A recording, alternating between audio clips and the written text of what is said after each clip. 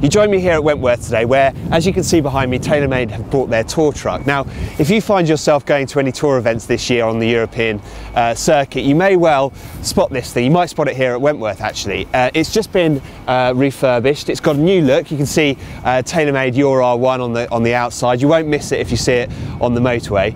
I'm here now to give you a little look at what goes on inside, so let's go. You now join me on the inside of the tour truck, and this is where the real business of building golf clubs takes place, week in, week out on the European tour. As you can see behind me, they've got everything they need to have in here to make sure that the guys out on tour have what they need. Now I'm joined by Darren, who's one of the guys that works inside this incredible facility. Darren, can you just talk us through what we've got in here and how it all works? Yeah, and here we have everything that caters for, I guess, golf club building, as well as all the soft goods that we might need to have for the week as well.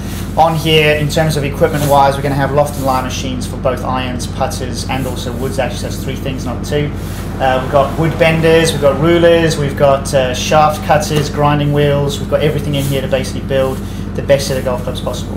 And how many golf clubs would you tend to build on a normal week on tour? In a busy week, you'd probably expect over 50 clubs to be built, but amongst that, there's going to be a number of regrips, possible reshafts, loft and lie adjustments, those kind of things as well. But typically on a busy day, there'll be over 50 clubs to get built in just one day. And how many weeks a year will the truck be out? Typically, this year, looking at the calendar, it'll probably be about 20 European tour events. We are looking to go to about 4 or 5 challenge tour events. We've also got the seniors British Open, the ladies British Open, so there's quite a few events that the truck will be used at. One of the great things about having a tour van is that it acts as a giant billboard. So on the left hand side of the van you've got all the branding surrounding the driver, the R1 and the adjustability that's in that. On the right hand side you've got the iron branding, and it's all about the rocket blades with the pocket slot just underneath the in the sole. That should help to give a little bit more distance. But as you can see, if you spotted this thing at a tour event or on the motorway, you couldn't really miss it. So at the front of the truck, just behind where the driver sits, there's a little seating area, and this during a tour week will be a very popular spot. So obviously lots of managers and agents and players will have meetings with various people, and trying to find a quiet spot at a tour event can be difficult. So being able to creep in here and possibly take refuge from the bad weather outside, which today at Wentworth it is, so it's quite grateful to be sat in here. It can be quite a good thing. There's also a TV in here, a fridge, and just generally quite comfortable. The company that build these tour vans also do the Formula 1 vans. Now, one of the interesting aspects is that the side of the van's on hydraulics and it pops out. So when the van's travelling, everything's compact. There's no space inside the cabin whatsoever. Then they get to a tour event.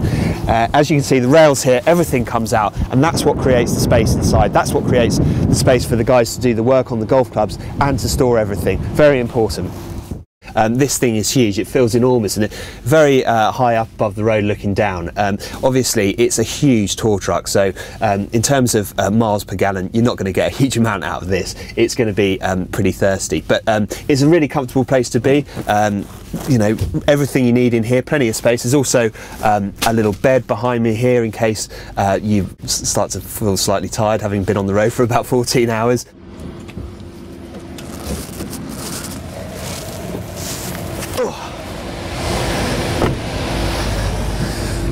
So there we have it, that's the TaylorMade tour van. You'll see plenty of it if you head out onto the European tour this year. Now you know what goes on inside.